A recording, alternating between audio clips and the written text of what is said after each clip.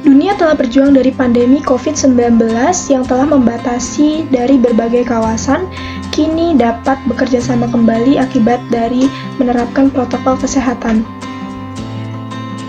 Pemulihan pasca pandemi pun terus berlanjut, meskipun harus diserang oleh geopolitik peperangan Rusia-Ukraina yang melibatkan seluruh multidimensi termasuk ASEAN.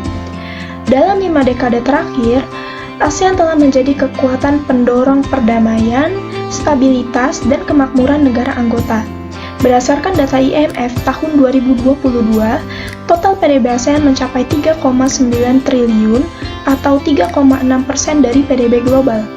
Ini menempatkan masyarakat ekonomi ASEAN sebagai kekuatan terbesar kelima di dunia dan ketiga di Asia.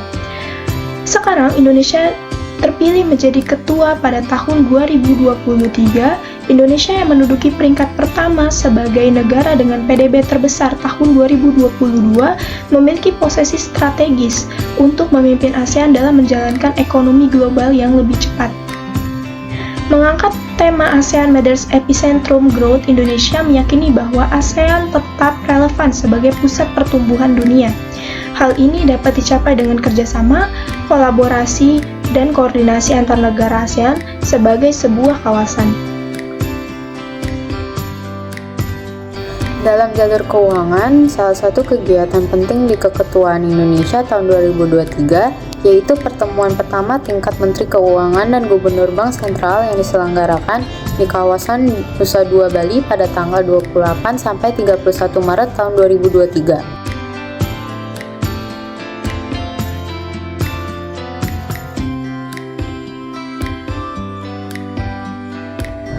Keketuaan ASEAN 2023 di Bali dibuka dengan pertemuan Deputi Bank Sentral ASEAN dihadiri oleh delegasi Deputi Bank Sentral dari negara-negara ASEAN. Kemudian dilanjutkan dengan pertemuan Deputi Menteri Keuangan ASEAN.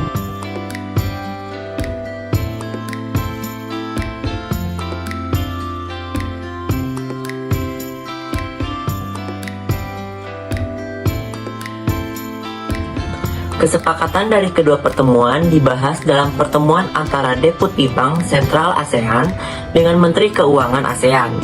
Hal ini menargetkan pertumbuhan ASEAN di atas 4% pada tahun 2023 dan akan tetap menarik pada sebagai tujuan investasi kawasan.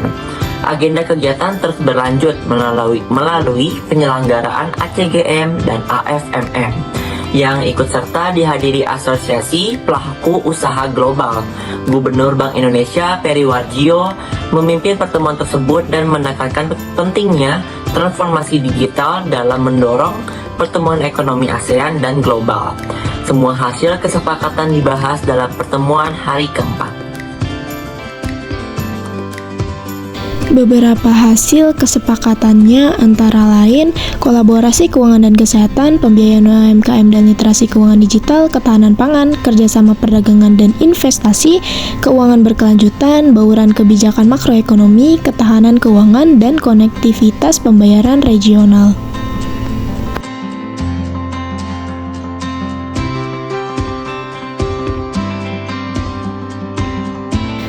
Laporan hasil diskusi ini akan diadakan di Labuan Bajo, Nusa Tenggara Timur pada Mei 2023 dan akan dilanjutkan di Jakarta pada Agustus 2023. Let's give our hand and our heart for economic and financial inclusion in ASEAN and in the world.